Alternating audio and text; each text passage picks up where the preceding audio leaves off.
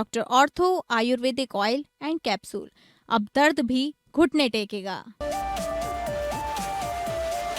भूख हड़ताल पर बैठे सोनम वांगचुक को अस्पताल लेकर गई पुलिस। प्रदर्शनकारियों को जंतर मंतर से हटाया गया, भारी पुलिस बल तैनात।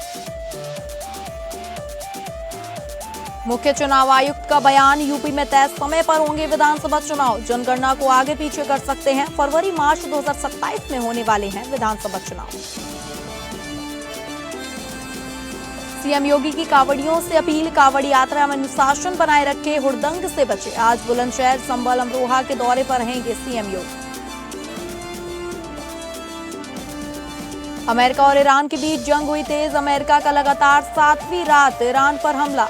चाबहार पोर्ट से लेकर खाड़ी के कई देशों तक हमले, भारत के निवेश वाले चाबहार पोर्ट पर अटैक। ईरान ने कतर को बैत पर दागी मिसाइल।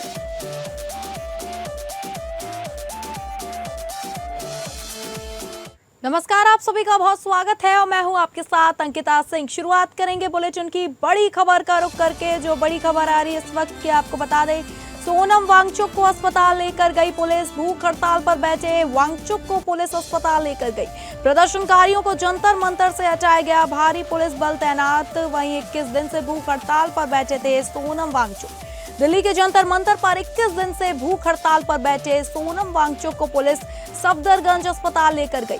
प्रदर्शनकारियों ने पुलिस का विरोध किया, जिसमें वहां हंगामा हो गया। इसके बाद पुलिस ने प्रदर्शनकारियों को वहां से हटाया।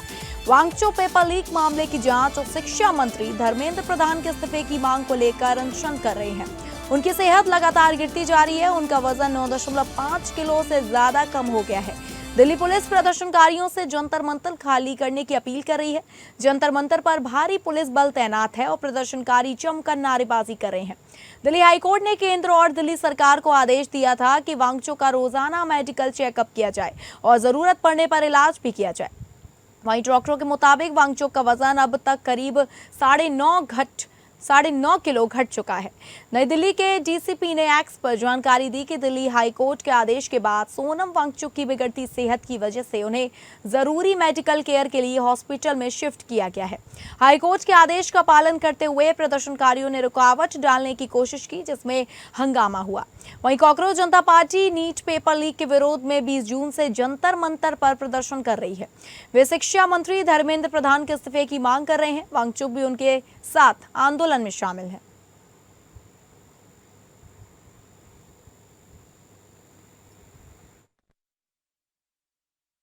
ऑनरेबल हाईकोर्ट के आदेशानुसार और हेल्थ कंडीशंस और मेडिकल एडवाइस के अनुसार श्री सोनम वांगचुक जी को यहाँ से अप्रोप्रिएट गवर्नमेंट हॉस्पिटल, जो मच नीडेड मेडिकल इंटरवेंशन है, उसके लिए ले जाया गया है और अंडर मेडिकल सुपरविजन।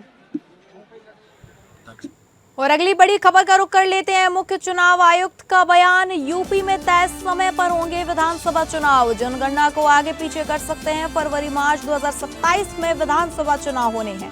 यूपी में जनगणना का तीसरा चरण, जिसमें घर घर जाकर लोगों की गणना होनी है, फरवरी 2027 में प्रस्तावित है। वहीं 2017 और 2022 की समय सारणी के अनुसार फरवरी मार्च 2027 में विधानसभा चुनाव होने हैं। जनगणना और चुनाव साथ साथ कैसे हो सकते हैं? अमर उजाला के सवाल के जवाब में मुख्य चुनाव आयुक्त ज्ञानेश कुमार ने कहा कि जनगणना एक कानूनी प्रक्रिया है, जबकि विधानसभा चुनाव संवैधानिक प्रक्रिया है। उन्होंने कहा कि इसलिए संवैधानिक प्रक्रिया ज्यादा महत्वपूर्ण है। उन्होंने कहा कि यूपी में 22 मई 2027 तक चुनाव कराना है, उससे पहले चुनाव करा दिया जाएगा। ज्ञानेश कुमार के कहने का आशय था कि वह विधानसभा चुनाव समय पर होंगे। आवश्यकता हुई तो जनगणना के कार्य को आगे पीछे बढ़ाया जा सकता है। यहाँ बता दें कि उप मुख्यमंत्री केशव प्रसाद मौर्य के विशेष साक्षात्कार में उनके हवाले से अमर उजाला पहले ही यह प्रकाशित कर चुका है कि यूपी के विधानसभा चुनाव तय समय पर ही होंगे।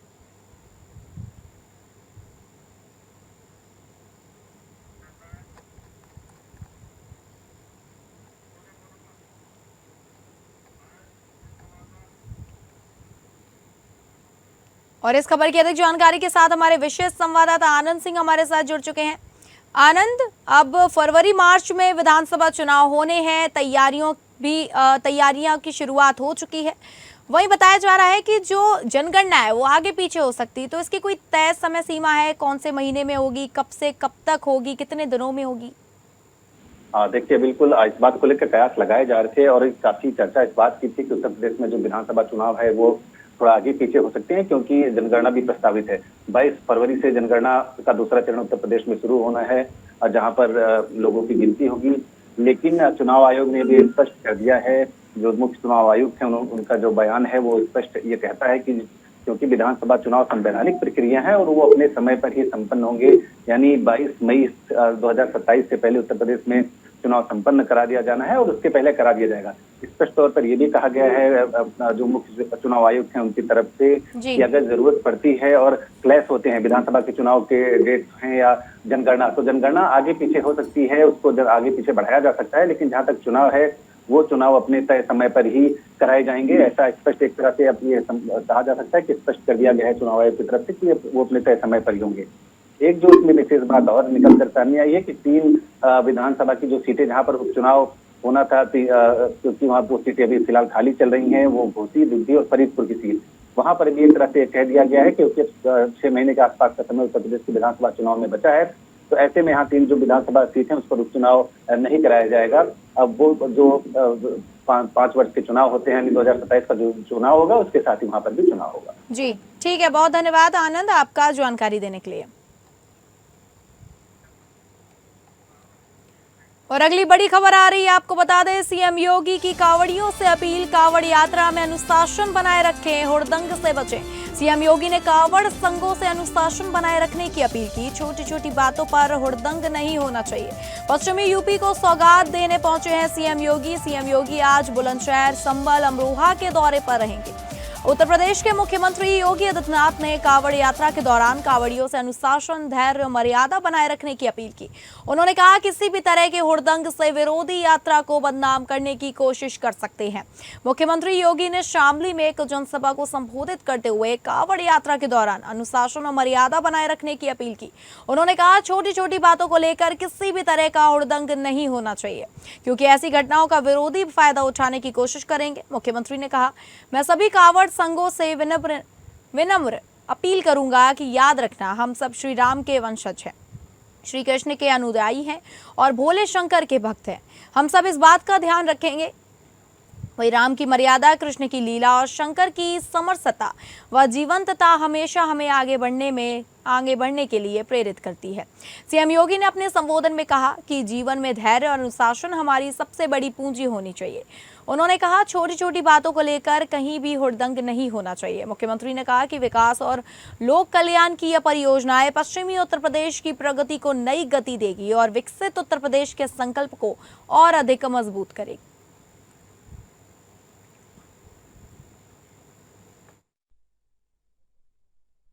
एक समय था जो लोग आज आस्था की वकालत करते हुए दिख रहे हैं, ये लोग 2017 के पहले जय श्री राम बोलने पर लाठी मारते थे, गोली चला लेते थे, गोली चलाते थे, कांवड़ यात्रा को प्रतिबंधित करते थे, श्री कृष्ण जन्माष्टमी के आयोजन को रोकते थे, रामनवमी की शोभा यात्रा नहीं निकलने देते थे, धार्मिक स्थलों की संपत्ति पर कब्जा करते थे। बहनों और भाइयों, आज मैं कह सकता हूं,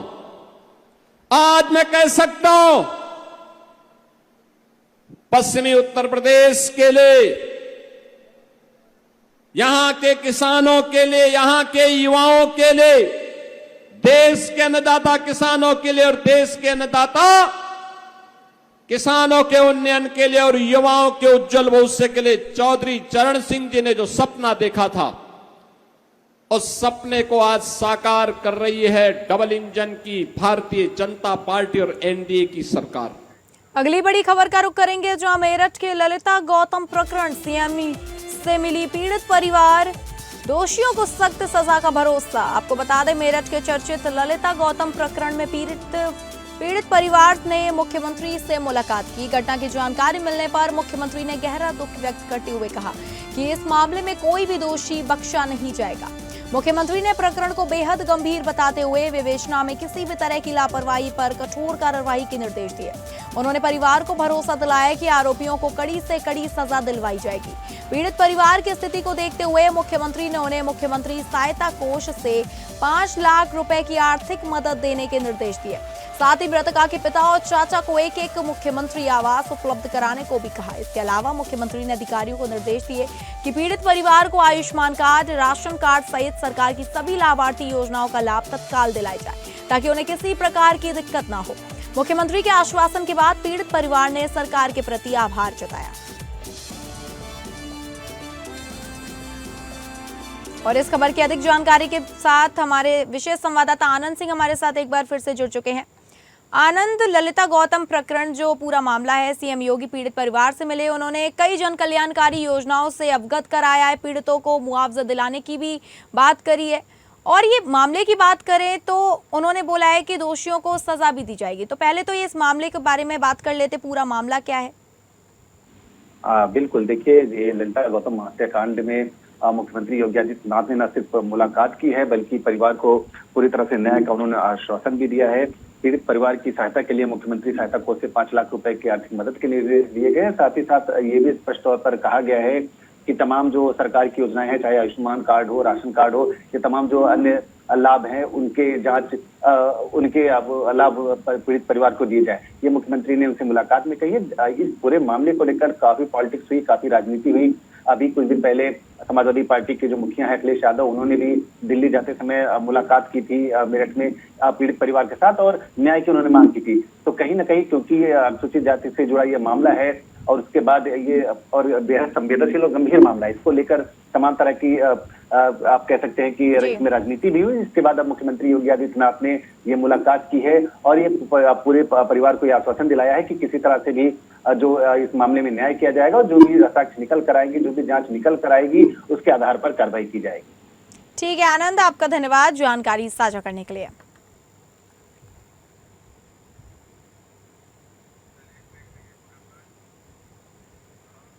बड़ी खबर आ रही है झारखंड से, जहां सीएम हेमंत सोरेन ने कृषि विभाग की समीक्षा की। किसानों की समृद्धि पर हेमंत सरकार का फोकस।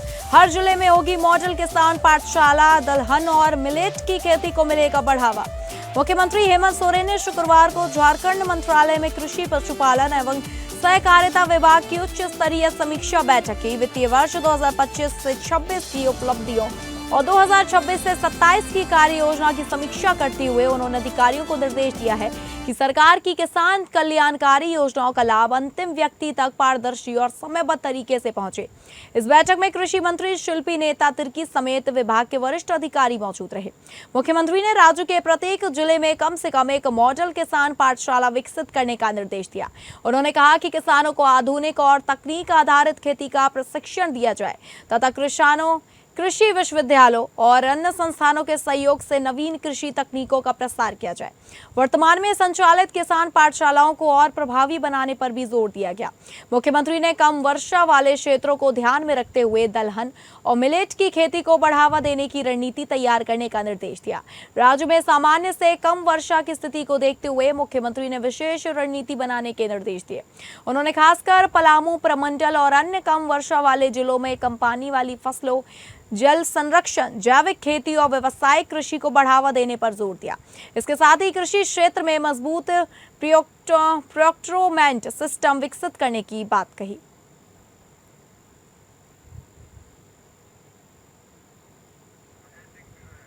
और इस खबर की अधिक जानकारी के साथ हमारे ब्यूरो हेड अजय सिंह हमारे साथ जुड़ चुके हैं। अजय, सीएम सोरेन ने जिस तरीके से लगातार विकास की ओर अग्रसर हैं, वहीं अब कृषि विभाग की समीक्षा की। उन्होंने किसानों को समृद्धि के लिए जो उन्होंने नए नए नियम बनाए हैं, मॉडल तैयार करी है पाठशाला की। देखिए अंकिता, ये कल जो है झारखंड के मुख्यमंत्री हेमंत सोरेन ने अपने वो जो है विभागवार की समीक्षा कर रहे हैं और समीक्षा के दौरान जो भी बातें सामने आ रही हैं उसके क्रियान्वयन के लिए अपने तमाम अधिकारियों के साथ, अपने विभागीय मंत्री के साथ लगातार जो है बैठक कर रहे हैं और जो बातें आ रही हैं उस पर अमल करने के लिए उन्होंने सख्त निर्देश दिए हैं। उसी कड़ी में जो है कल अपने वो जो 2025-26 की अपनी उपलब्धियां को उन्होंने उजागर मतलब मीडिया के सामने रखा और दूसरी तरफ जो 26-27 की क्या योजनाएं हैं वो कैसे जो योजनाएं जो है कैसे धरातल पर उतारी जाए और कैसे वो जो समाज का अंतिम पायदान पर जो व्यक्ति है वहां तक वो उसकी योजना का लाभ मिले, इसके लिए लगातार उन्हें अपने अधिकारियों को निर्देश दिया है और कहा है कि बिचौलियों को जो है किसी भी तरीके से इसमें बर्दाश्त नहीं किया जाएगा।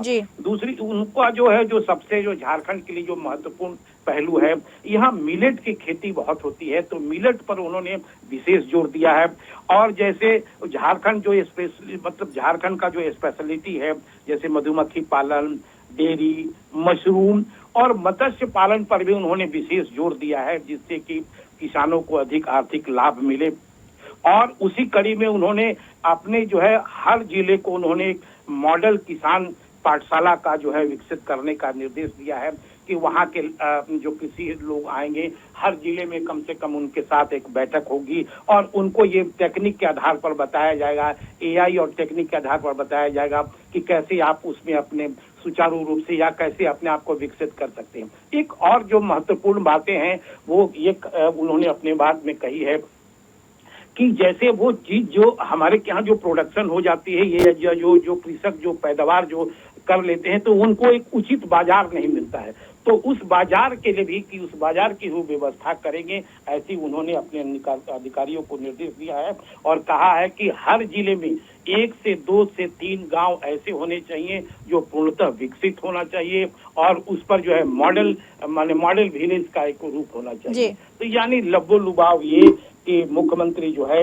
वो तकनीक आधारित खेती पर बढ़ावा दे रहे हैं और अपने अधिकारियों को निर्देश दिया है कि हमारे राज्य का सुचारू रूप से विकास हो। उन्होंने एक बात और कही है, जैसे झारखंड में इसमें अनुमानतः जो अभी तक जो बारिश का जो औसत है वो लगभग कम हुआ है और खास करके वो जो पलामू का जो इलाका है, पलामू प्रमंडल, पलामू, गढ़वा, चतरा, तो इन जिलों में बारिश बिल्कुल नगण्य के बराबर है। तो उन जिलों के लिए भी उन्होंने ऐसा कोशिश किया है कि उस पर कैसे योजनाओं को अपने अधिकारियों को निर्देश दिया है कि इन जिलों के लिए विशेष योजनाओं को निर्देश दिया गया है, वो योजनाओं के निवारण के लिए निर्देश दिया है। जी अंकिता। ठीक है अजय, आपका बहुत धन्यवाद जानकारी साझा करने के लिए।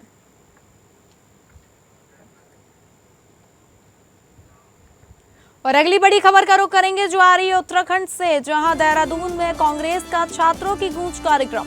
51 मिनट का राहुल गांधी का संवाद शो, मंच पर शिक्षक तो कभी चिंतित अभिभावक देखे राहुल की देहरादून में 8000 स्टूडेंट से बातचीत। बोले 1% लोग पेपर लीक के रास्ते पर चलते हैं, 99% ईमानदार, गरीबों को नुकसान। देहरादून के बन्नू स्कूल ग्राउंड में आयोजित कांग्रेस के छात्रों की गूंज कार्यक्रम में लोकसभा में नेता प्रतिपक्ष राहुल गांधी ने पेपर लीक, भर्ती व्यवस्था और युवाओं के भविष्य को सबसे बड़ा मुद्दा बनाया।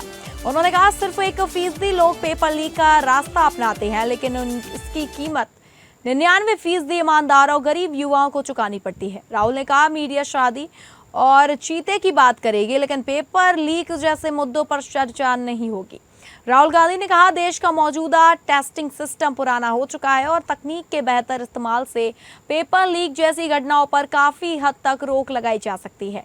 उन्होंने भर्ती प्रक्रिया में बदलाव और परीक्षा प्रणाली को अधिक सुरक्षित व पारदर्शी बनाने की जरूरत बताई ताकि मेहनत करने वाले युवाओं को न्याय मिल सके। छात्रों की गूंज कार्यक्रम में राहुल गांधी ने कहा कि सबसे पहले परीक्षा प्रणाली में बदलाव की जरूरत है क्योंकि मौजूदा टेस्टिंग सिस्टम पुराना हो चुका है।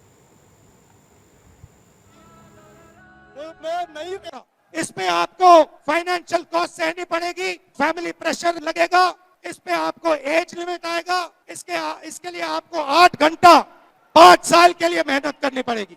और दूसरा रास्ता, अगर आपके पास पैसा है, अगर आप भ्रष्ट हो, अगर आप ईमानदार नहीं हो और अगर आप चोरी करके इस दरवाजे से निकलना चाहते हो तो एक दूसरा छुपा हुआ रास्ता है, पेपर लीक वाला रास्ता।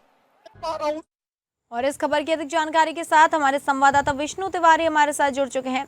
विष्णु, जिस तरीके से छात्रों की गूंज कार्यक्रम जो है उसमें 51 मिनट तक संबोधन किया है राहुल गांधी ने और कई ऐसी अहम बातें भी कही हैं जो प्रशासन के खिलाफ है।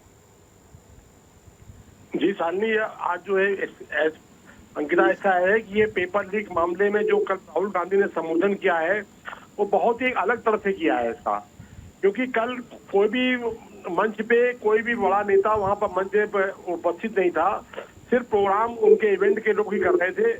और राहुल गांधी ने जो वहाँ स्टेज वाइज स्टेप 1 स्टेप 2 इसके हिसाब से जो कैटेगरी के हिसाब से उन्होंने पूरा वहां पर लोगों को क्लियर किया है, ये एक तरह का नया अचीवमेंट है उनका। जी। और काफी कुछ मंझे हुए खिलाड़ी की नजर आए उनको।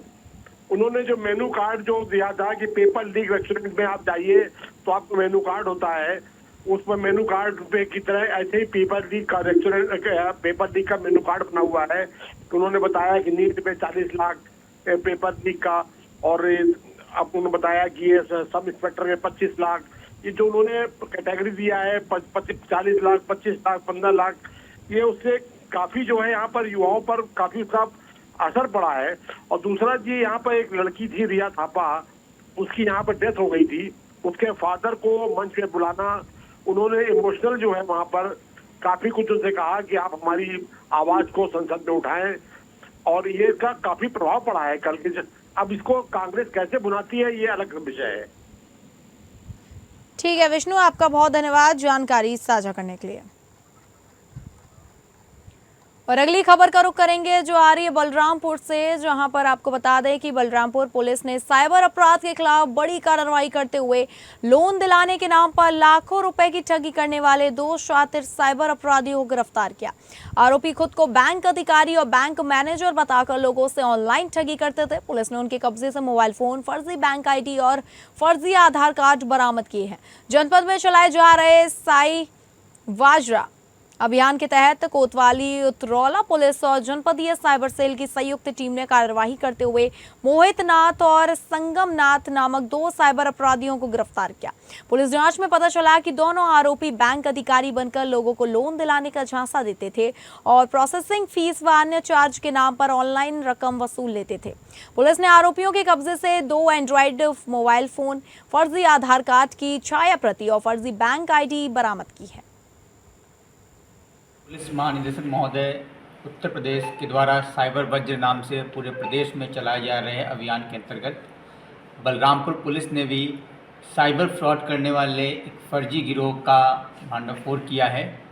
ये सूचना हमें NCRP पोर्टल और मुख्यालय पे साइबर की जो टीम है उनके द्वारा ये दी गई कि यहाँ पे कैश आउट पॉइंट है, मतलब एक ऐसा स्थल है जहाँ से साइबर फ्रॉड के पैसे की निकासी हुई है। उसके आधार पे हम लोगों ने पूरी जांच की। जांच करके हम लोगों ने 2 अभियुक्तों को गिरफ्तार किया और इसमें मुकदमा पंजीकृत करके इनके विरुद्ध विधिक कार्रवाई कर रहे हैं। जो 2 अभियुक्त गिरफ्तार किए गए हैं उनके नाम है मोहित नाथ पुत्र राम सिंह, ये उतरौला का रहने वाला है, और संगम नाथ पुत्र मुंदर नाथ, ये भी उतरौला का रहने वाला है।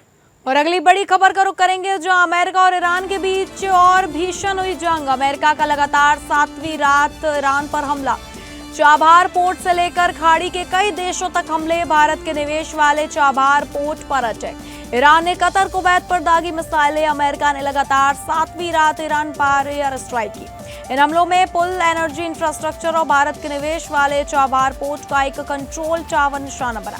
जवाब में ईरान ने कतर, कुवैत, बहरीन और जॉर्डन की ओर मिसाइलें दागी। अमेरिका ने चाबहार के शहीद कलंतकरी पोर्ट का सर्विलांस टावर नष्ट करने का दावा किया है, जबकि ईरान ने खाड़ी क्षेत्र में अमेरिकी ठिकानों पर जवाबी हमलों की बात कही। आपको बता दें कि हर बीते दिन के बाद दोनों देशों के बीच जारी लड़ाई और भीषण होती जा रही है। चाबहार पोर्ट के टावर पर पिछले 1 हफ्ते में यह 4था हमला है। इससे पहले ईरानी समाचार एजेंसी मेहर ने चाबहार पोर्ट और कंट्रोल टावर पर अमेरिकी हमले की पुष्टि की थी। अमेरिकी रक्षा मंत्री पीट हेगसेथ ने टावर के क्षतिग्रस्त होने की तस्वीर भी शेयर की। अमेरिकी सेंट्रल कमांड ने बताया कि फाइटर जेट, ड्रोन और युद्धपोतों से ईरान के कई सैन्य ठिकानों पर हमला किया गया। सेंट्रम ने कहा कि हमलों में तटीय निगरानी केंद्र, एयर डिफेंस सिस्टम, सैन्य लॉजिस्टिक्स और समुद्री सैन्य ठिकानों को निशाना बनाया गया। चाबहार पोर्ट भारत के लिए रणनीतिक रूप से अहम है। भारत ने इसके विकास में निवेश किया है और इसका संचालन भारतीय company India ports global limited कर रही है। यह बंदरगाह भारत को पाकिस्तान को बाईपास कर अफगानिस्तान और मध्य एशिया तक व्यापारिक पहुंच उपलब्ध कराता है। वहीं आईआरजीसी ने दावा किया कि हॉर्मुज स्ट्रेट में 2 तेल टैंकरों में विस्फोट हो गया। आईआरजीसी ने बताया कि अमेरिकी खुफिया एजेंसियों की गलत जानकारी के कारण दोनों टैंकर समुद्र में पिछली माइंस से टकराने के बाद आग की चपेट में आ गए।